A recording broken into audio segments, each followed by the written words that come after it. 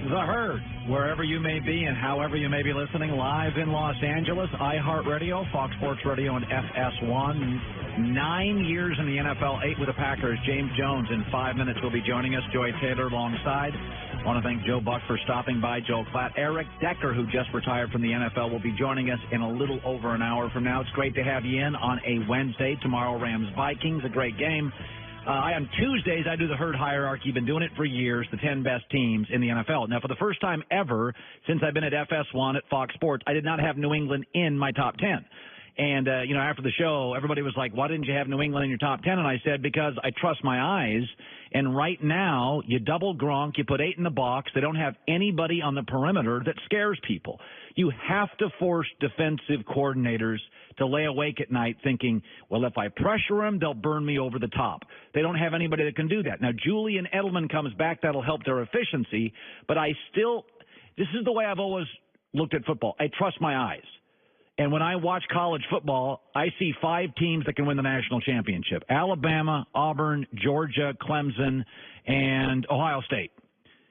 That's who can win the national title. Other teams could go undefeated. They don't pass the eyeball test. What I've always done is I turn the sound down. I don't want any narratives from announcers. I don't want any bias. I don't want to be swayed. And I've told Joy about this. I turn the sound down on sporting events sometimes just to trust my eyes.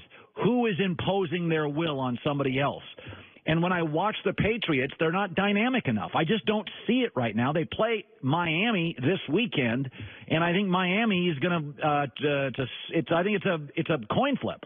I think Miami's got more dynamic athletes. Now, is New England's coach good enough to win a Super Bowl? Yeah.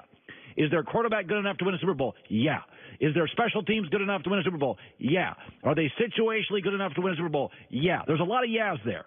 But I'm telling you, in terms of athletes, I do not see it. After the loss to Detroit, listen to Tom Brady. I thought it was very telling, his emotional state after this loss.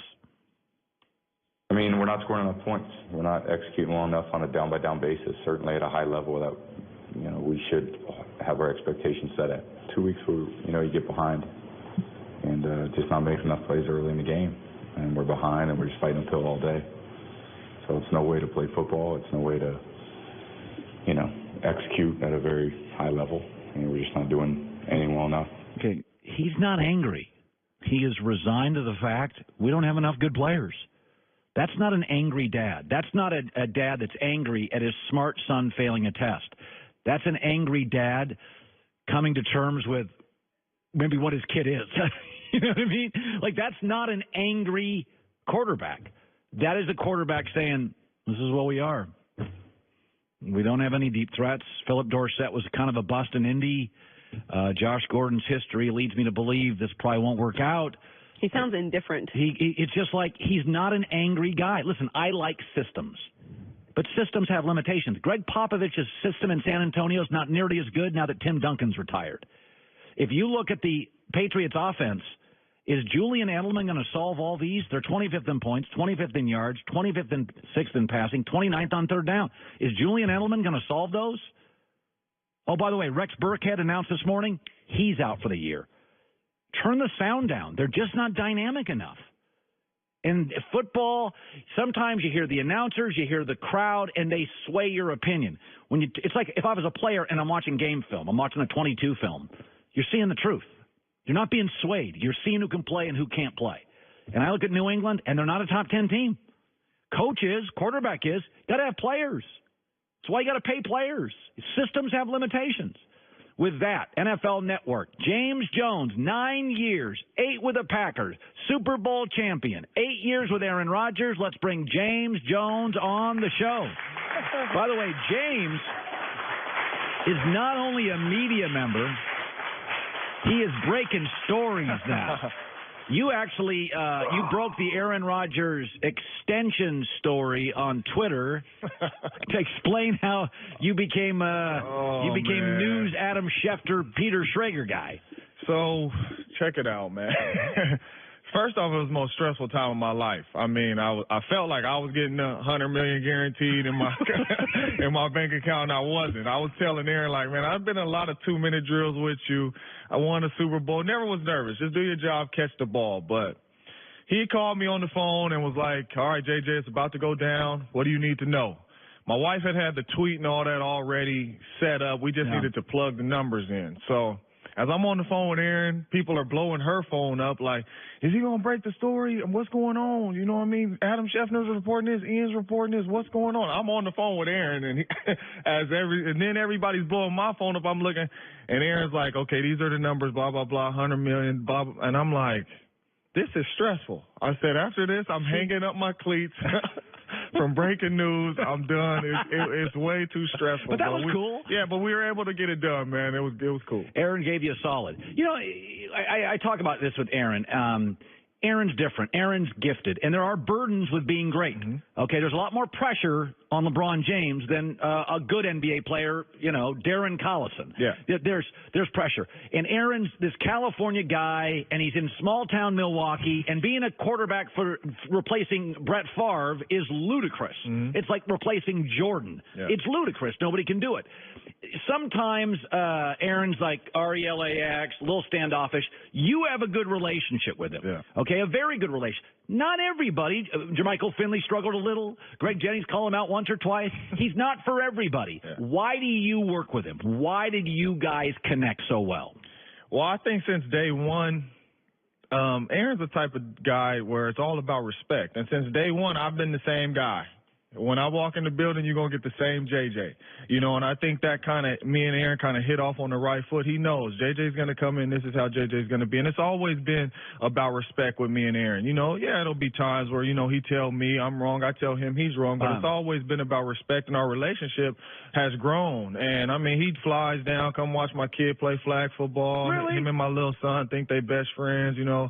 Aaron Rodgers comes down, everybody taking pictures with him. My little son just goes up to him, gives him knuckles, like, what up, dude? You just another guy, you know what I'm saying? So you have a really cool relationship. I do, man. It's a special relationship, absolutely. You know, it's interesting. I was bothered when the Packers didn't, once the news came out, the Bears were interested in Khalil Mack. If I ran Green Bay, I would rather Aaron face him in practice than 10 times over the next 5 years, minimum. Yeah. And my takeaway was, listen, I'm watching the Rams buy players. I'm watching the Eagles buy players. And I'm watching Green Bay say, who, by the way, hasn't paid Aaron big money until the recent contract. Green Bay's like, you know, we can't afford to keep these guys.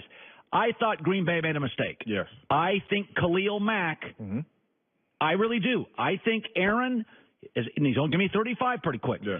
Aaron's not 6'5", 280. Been banged up a couple times. Yeah. I think they made a strategic error in Green Bay not going after Mack. Agree or disagree? Absolutely agree. I mean, you're talking about a once-in-a-generational player in Khalil Mack. You get him and you got Clay Matthews on the other side, you know, even though they keep robbing Clay Matthews for sacks. You know, you get Khalil over there. I mean, with Aaron being hurt right now and you got those two guys over there helping you out on the defensive end, I mean, it changes the whole season, you know. Has Aaron ever been frustrated? He may not voice it, but has he ever been frustrated looking at Brady's defenses and looking at Big Ben and looking at you know, have there been moments that privately Aaron's been like, we could use a little help here? He's never came out to me and said it or never said it publicly, so I don't know. But, I mean, as players, you always feel like it's your fault anyway. Like, when we were there and we were putting up 35 points a game and say we may have lost, we always came back like, dang, we let this one go. We could have had 42 and we could have won the game. So as players, you always look at it like that. You never blame it on the defense. You never put it on your defense. And I was just talking to my man in the back. I'm like, we blew some opportunities. We were 15-1 and we lost to the Giants first round. That has nothing to do with the defense, nothing to do with we just played bad, they beat us up. Then we 13-3, we lose to the Giants again, you know. So we blew some opportunities, and, you know, if we don't blow them, Aaron's sitting here with 3 rings, and it's a totally different talk, you know what I mean? Defenses is good, offense put up points. So it's always hard to look at it like that. So, but as players, you always feel like you could have did more. You don't just blame it on your defense. Green Bay is very unique. Most NFL teams are in big cities. And Buffalo is a big city compared to Green Bay. So you played 9 years, 8 Packers, 1 with the Raiders. Take your time on this. Take my audience into being a pro athlete in Green Bay. Dude, it is totally different.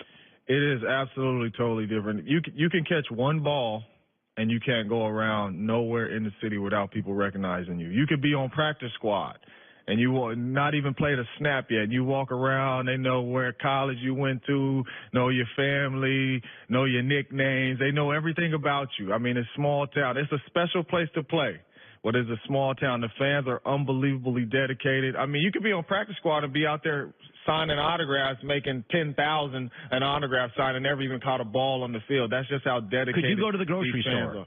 I could, but I definitely will get bugged, and people will be around there coming down the aisles, taking pictures, which is all good. But, yes, you cannot walk around in Green Bay and try to be incognito. So if you want to go out for a night, you got a day off. Yeah.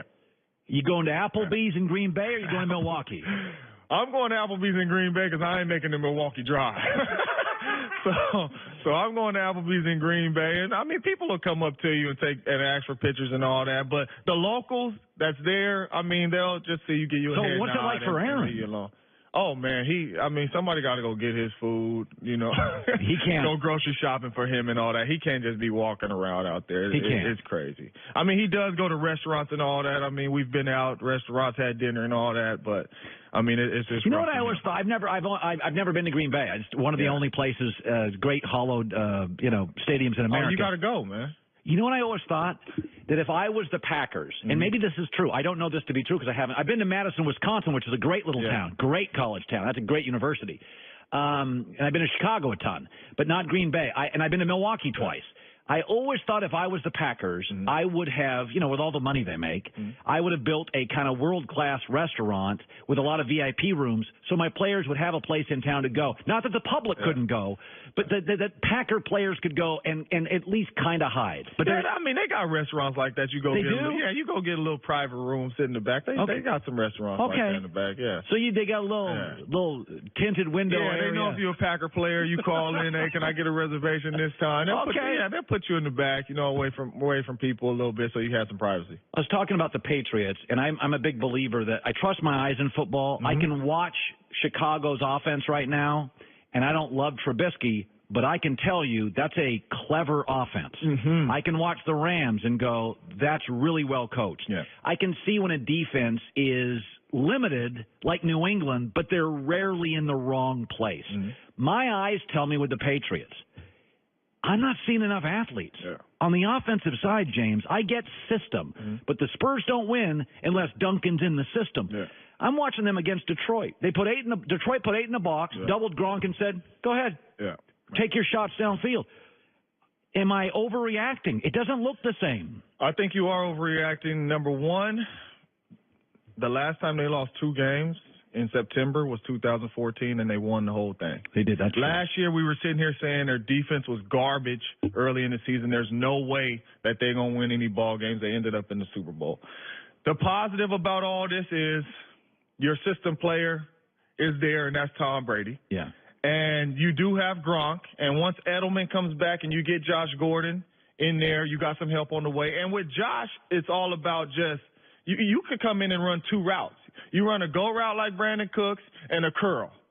But it's just you being out there on the field, even if you make a couple plays, it's going to get people from treating Gronk like a gunner and putting 2 guys on him at the line of scrimmage, jamming them, giving them off. Now Gronk will have some free releases, be able to have some one-on-ones, and then Edelman will be able to have some one-on-ones. So you got help on the way, and you've been there, done that before. You lost 2 games in September before, it looked bad, and you ended up in the Super Bowl. By the way, you go back to your rookie year, you played at San Jose State. Who was your college quarterback? Adam Teferalis.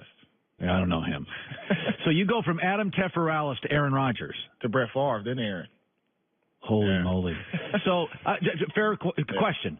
Who's got the better arm? Aaron Rodgers. Easy. Well, let's slow down the easy. He's got. And it's crazy you say that because when I got to Green Bay, I caught passes from Brett my rookie year. Caught a lot of balls from Brett. Then Aaron came in, and when I first got there, I was catching passes from Aaron because we were on the second team together, so I'm catching all Aaron's passes. So I had to go up to Donald Driver because Donald has been there catching passes from all these guys, caught some passes from Brett in his prime as well. And I'm like, who throws the ball harder? And he was like, yeah, Aaron got him. And I said, I knew that, but I was just saying because I caught Brett in his later years, so, he could have lost a little, but he was like, no, Aaron definitely throws it harder. It's funny. I watched Aaron play a bunch at Cal, and he was a little more mechanical. He kept the ball up. Now he's much more confident. I don't remember him having this arm. I remember he had a good arm. I watched him play at L.A. against the Trojans, and I'm like, oh, he's got a good arm. It's almost like he got better in the league. Yeah. It's like it got better once he got into the league. Yeah. Especially when it gets cold. I mean, you wish you didn't have such a strong arm when it get cold, breaking them fingers. James Jones, great having you on the show. Appreciate it, man. Thanks for having me. You live out in L.A. now? I'm in Arizona. This is a good life for you. Packers, NFL Network, media stuff, good for you. Joel Klatt in 25 minutes on college football. A couple of big ones this weekend. Coming up next, I'm doubling down. Baker, money clip maker. He made me $1,000 last week. This week, I'm going the other way on Baker Mayfield. I'll talk about that coming up next.